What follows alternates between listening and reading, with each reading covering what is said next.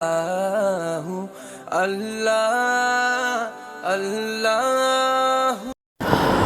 باللہ من الشیطان الرجیم بسم اللہ الرحمن الرحیم. خواتین و حضرات السلام علیکم ورحمۃ اللہ وبرکاتہ و مغفرتہ.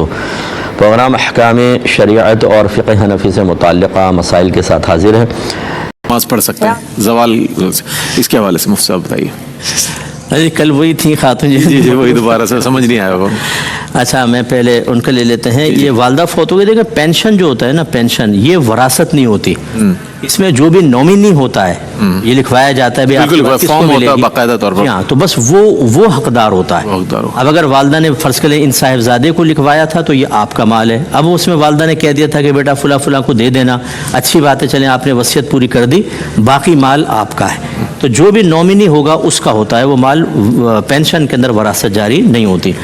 زوال کا میں نے کل بھی آپ کو بتایا تھا کہ آپ کیلنڈر لے لیں، اس میں زوال آفتاب یا دعوی کبریٰ کے نیچے جو وقت لکھا ہوا ہے یہ سمجھ لیں زوال کے وقت کی ابتدا ہے. اچھا. اور اگلے خانے میں لکھا ہوتا ہے وقت ظہر. جی وقت اس وقت آ کر زوال کا وقت ختم ہو جاتا ہے. اس کے بیچ میں جتنا ٹائم ہے یہ کبھی 30 منٹ ہوتا ہے، کبھی 42 منٹ، کبھی 45 منٹس بھی ہوتا ہے. علاقے کے اعتبار سے موسم کے اعتبار سے ویدر کے اعتبار سے تبدیل ہو سکتا ہے. تو لہٰذا اس میں دیکھ لیں تو آپ کو پتہ چل جائے گا. اس میں کوئی نماز نہیں پڑھیں گے، وقت ظہر آئے پھر آپ نماز پڑھنا اسٹارٹ کر دیں. ٹھیک.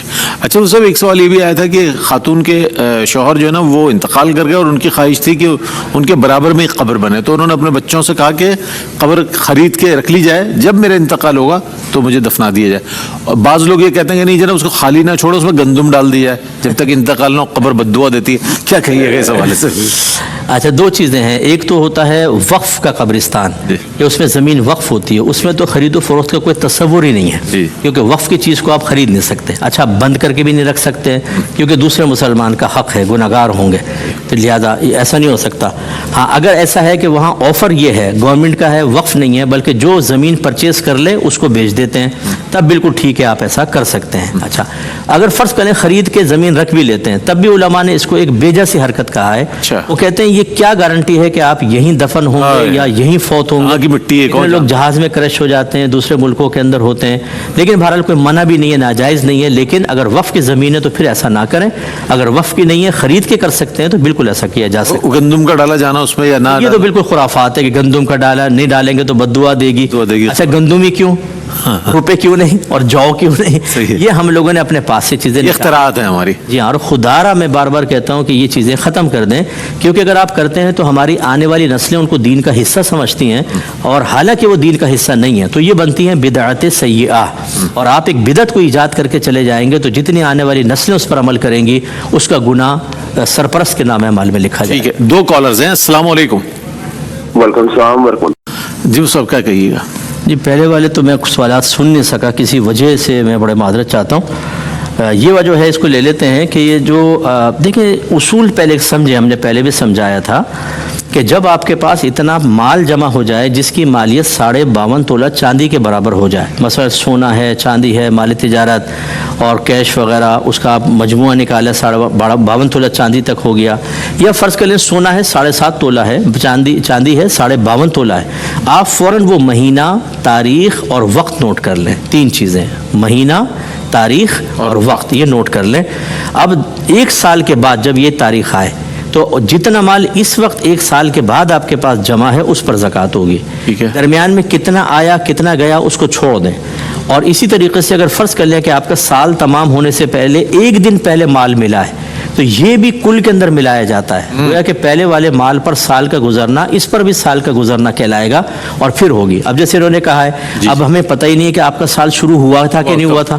اگر شروع ہو گیا تھا تو درمیان میں لینا دینا سے کوئی فرق نہیں پڑا. ٹھیک ہے. اب سال کے اینڈ میں دیکھیں گے، اب اس کی سال کے اینڈ میں حیثیت قرض والی ہے اور قرض کے اوپر زکوٰۃ بنتی ہے.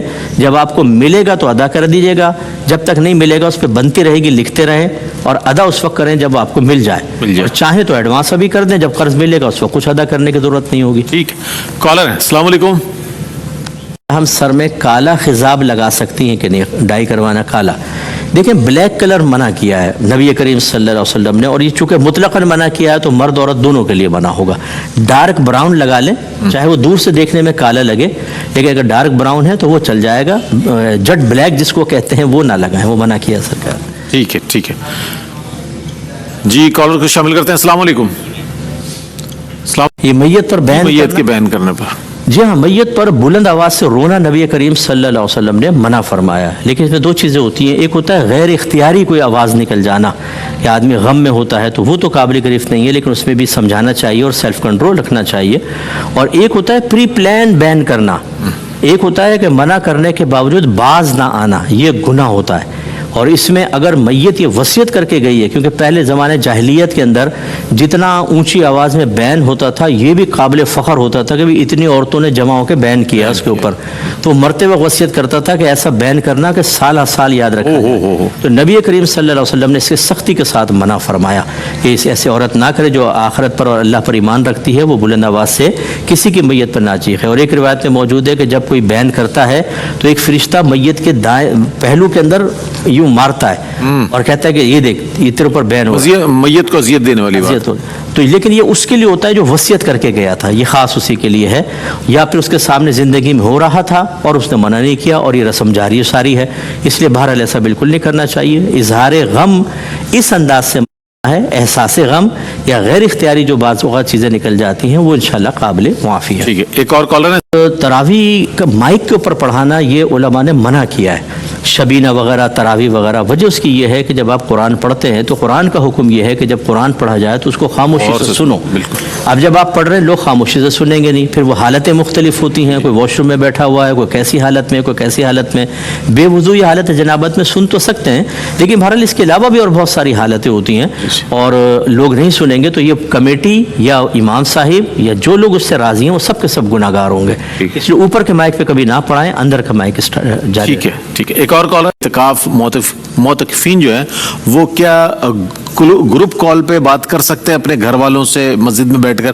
اس حوالے سے بھی کچھ ارشاد فرمائیے گا. جی معتکف بالکل کر سکتا ہے جبکہ مسجد میں شور شرابہ نہ ہو، آواز بلند نہ ہو، کیونکہ جب وہ کرے گا تو پھر آواز بلند ہوگی. آواز پست ہونی چاہیے بالکل، اور اطراف میں کوئی نمازی نہ ہو، اس کی نماز میں ڈسٹربنس نہ ہو، تو پھر یہ بالکل کر سکتے ہیں. اس میں اجتماعی طور پہ انفرادی طور پہ منع نہیں ہوتا. اور دوسرا یہ 7 تولہ نہیں ہے، 7.5 تولہ سونا اور 52.5 تولہ چاندی. اگر کیش ہے تو اس میں 52.5 تولہ چاندی کی قیمت دیکھی جاتی ہے، لاکھ واک کا اعتبار نہیں ہوتا.